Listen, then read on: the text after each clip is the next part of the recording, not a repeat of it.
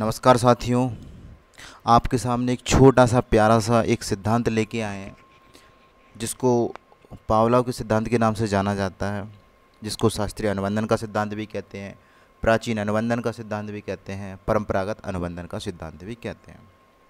इसको type S theory भी कहते हैं। अब इसमें नाम से संबंधित कैसे क्वेश्चन पूछे जाते हैं उसके बारे में चर्चा करते हैं। एक छोटी सी इसमें पूछा जाएगा कि शास्त्रीय अनुबंधन सिद्धांत किस के प्रवर्तक कौन थे। तो सीधा सीधा पूछा जाएगा प्राचीन अनुबंधन सिद्धांत के प्रवर्तक कौन थे, परंपरागत अनुबंधन सिद्धांत के प्रवर्तक कौन थे। तो इनका सबका एक ही आंसर है, इनके जो प्रवर्तक थे पावलोव। पावलोव कहाँ के रहने वाले थे? रूस के रहने वाले थे। इन्होंने ये सिद्धांत कब दिया था? 1904 में दिया था। इनको इस सिद्धांत के लिए नोबेल पुरस्कार भी मिला था। कब मिला था? 1904 में मिला था। ये सीधे सीधे क्वेश्चन पूछे जाते हैं। इन्होंने प्रयोग किया था, वो किस पर किया था? कुत्ते पर प्रयोग किया था।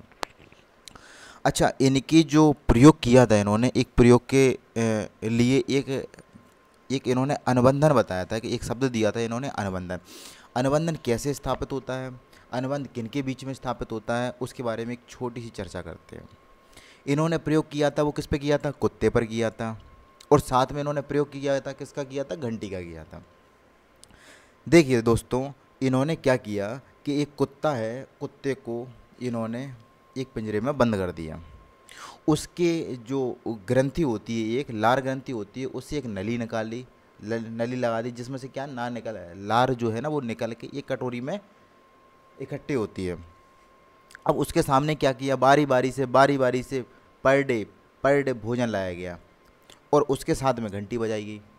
तो इससे हुआ क्या कि जो कुत्ता था ना उसको ये समझ में आने लगा कि घंटी और भोजन एक साथ में आते हैं, यानी जब घंटी बजती है तभी भोजन आता है। और ये प्रक्रिया जो है ना वो बार बार की गई।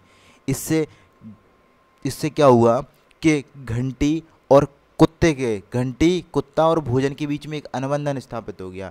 घंटी और भोजन के बीच में अनुबंधन स्थापित हो गया और कुत्ते को ये लगने लगा कि जब भी घंटी बजाई जाएगी, जब भी घंटी बजेगी तब खाना मिलेगा उसको। तो ये प्रक्रिया घंटी और भोजन की जब बार बार की गई, उसके बाद एक प्रक्रिया ऐसी की गई जब सिर्फ घंटी बजाई गई और खाना नहीं दिया गया, तब भी उसको लार जैसी पहले आ रही थी वैसी ही लार आई।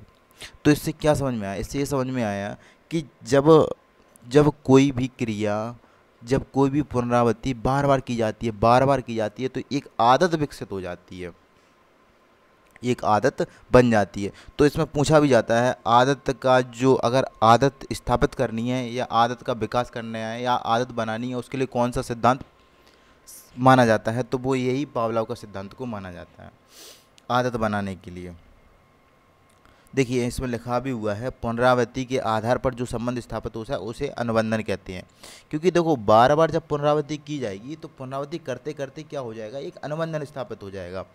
उसी को क्या बोलते हैं? एक अनुबंधन कहते हैं। एक जो बंधन संबंध स्थापित हो जाता है उसको ही क्या कहते हैं? अनुबंधन कहते हैं। अनुबंधन के पिता किसको माना जाता है? पावलोव को माना जाता है। क्यों माना जाता है? क्योंकि इन्होंने जो संबंध स्थापित किया था वो संबंध को ही क्या बोला जाता है? अनुबंधन बोला जाता है। ठीक है। अच्छा, दूसरी बात करते हैं, दूसरी चर्चा करते हैं। ये कहाँ के रहने वाले थे? रूस के रहने वाले थे।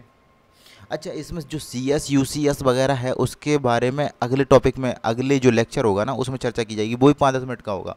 उसमें इसकी शब्दावली, US CS क्या है, ये UCS क्या है, कैसे निकल के आया, स्वाभाविक अस्वाभाविक क्या है, इसके बारे में पूरी चर्चा की जाएगी। तो कुछ शब्दावली में से एक सिर्फ शब्दावली के बारे में चर्चा करते हैं, विलोप या विलीनीकरण क्या है। देखिए हमने बताया था कि भोजन और घंटे के बीच में एक संबंध स्थापित हो जाता है जिसको अनुबंधन कहते हैं, जो एक अनुबंधन स्थापित हो जाता है। अब क्या है कि जब बार बार कोई भी इंसान कुत्ते के सामने सिर्फ घंटी बजाता रहेगा और भोजन लेके नहीं आएगा, तो एक समय ऐसा आ जाएगा जब कुत्ते को ये समझ में आ जाएगा कि भाई ये हमको बना रहा है बेवकूफ़, घंटी तो बजाता है लेकिन खाना नहीं आता है।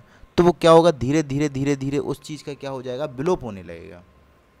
उसके दिमाग में ये आने लगेगा कि अब हमको बनाया जा रहा है बेवकूफ़।